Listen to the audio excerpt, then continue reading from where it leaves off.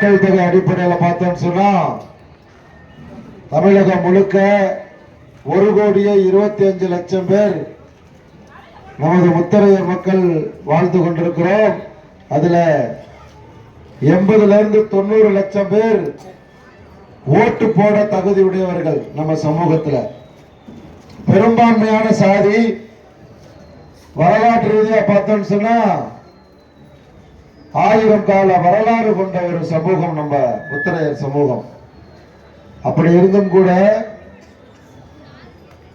இங்க இருக்க ரோட்டுக்கு முதல்வர் தனி பிரிவுக்கு கொடுத்தாச்சு.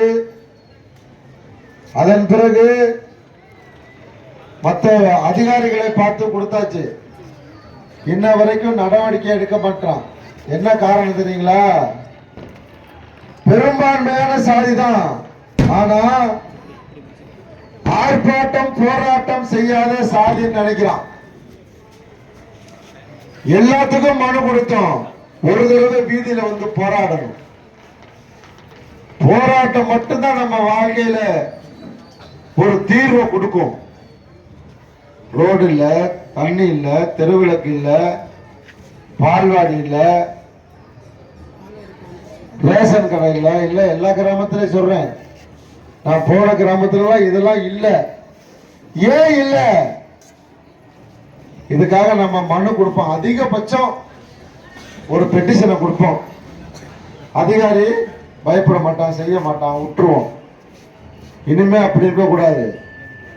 ஆர்ப்பாட்டம் போராட்டங்களை தம்பிகள் முன்னெடுப்பாங்க அவங்க அடிப்படை தேவைகளுக்காக. அதுக்கு தாய்மார்களும் இளைஞர்களும் பெரியவர்களும் முழு ஒத்துழைப்பு கொடுக்கணும். கொடுத்தாதான் நமக்கான தீர்வை தவிர ஆர்ப்பாட்டம் இல்லாம எதுவுமே நடக்காது. அத மனசுல வச்சுட்டு எல்லாம் செயல்படணும். நாம பெரும்பான்மையான சமூகம் இந்த தொகுதியிலேயே 160 கிராமத்துல நம்ம இருக்கோம். 2 கிராமத்துல இருக்க ஒரு சமூகத்தை சேர்ந்தவர் இங்க எம்எல்ஏவா இருக்காரு. சட்டமன்ற உறுப்பினரா கூட புரியாது, எம்எல்ஏவா இருக்காரு. ஆனா யாரு அதிகமா இருக்கும் இந்த தொகுதியில? நாம தான் அதிகமா இருக்கோம். 160 கிராமத்தில் இருக்கோம். 1,40,000 வாக்காளர் இருக்கும். இந்த சட்டமன்ற தொகுதியில 1,40,000 வாக்காளர் இருக்கும். ஆனா நம்மை ஆள்பவர் நம்மால் இல்ல.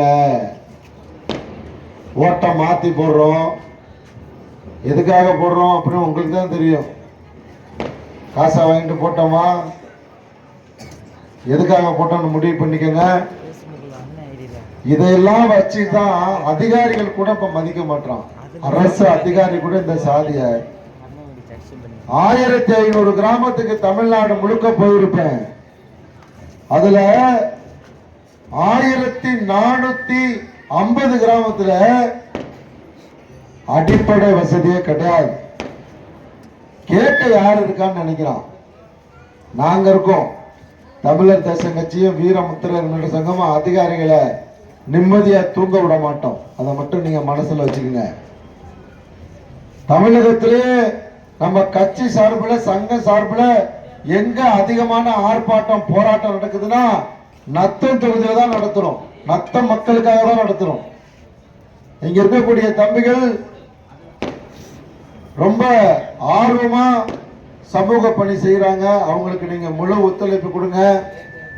வருகிற மாநாடு எதுக்குன்னா தமிழகத்துல நாங்க பெரும்பான்மையா சாதின்னு சொல்லிக்கிட்டே இருக்கோம்ல கிராமங்கள்ல. இப்ப அஞ்சகுழிப்பட்டின்னு ஒரு கிராமத்துக்கு போனோம். 2500 3000 பேர் இருக்கோமா பக்கத்துல இந்த கிராமத்துக்கு. யாரு பெரும்பான்மைனா நாங்க தான் பெரும்பான்மை. ஆனா ஒரு சிறுபான்மை சாதி என்ன பண்றான்? வருஷம் உங்க ஆள வச்சு தானே நீங்க சவுண்ட் சர்வீஸ் போடுறீங்க, திருவிழாக்கலாம் அவங்களே வச்சு போட்டுக்கோங்க, நாங்க போட மாட்டேங்கிறோம். அப்ப பயம் இல்லைன்னு தானே அர்த்தம். என்ன அர்த்தம்? போடுறான்னா போடணும். அப்ப இது மாதிரி என்ன பண்ணாலும் இந்த சமூகத்துக்கு கோபம் வராது. இவங்க எல்லாத்தையுமே அனுசரிச்சுட்டு போயிடுவாங்க அப்படிங்கிற ஒரு சூழல் இருக்கு. இதை மாத்தி நாங்க இந்த தமிழகத்துல பெரும்பான்மையான சாதி எங்களுக்கான அரசியல் அதிகாரத்தை கொடுக்கணும்னு சொன்னா நாங்க அதிகாரத்தை நாங்களே எடுத்துப்போம் அப்படிங்கறத தான் அங்க முடிவு பண்ண போறோம். ஜனவரி 25 ஞாயிற்றுக்கிழமை எந்த வேலை இருக்காது. தயவு செஞ்சு இப்ப எப்படி ஊரே கூடி வரவேற்பு கொடுத்தீங்களோ அதே மாதிரி இந்த ஊரே கூடி வந்து திருச்சி மண்ணை மிதிக்கணும், நம்ம பலம் வாய்ந்தவர்கள் நிரூபிக்கணும்னு கேட்டுக்கிட்டு இந்த நிகழ்வை இங்கே ஏற்பாடு செய்திருக்கிற நமது கட்சியினுடைய பொறுப்பாளர்களுக்கும் கிராம பெரியோர்களுக்கும் எங்களுடைய நெஞ்சம் நிறைந்த நன்றியை தெரிவித்துக் கொண்டு நாமெல்லாம்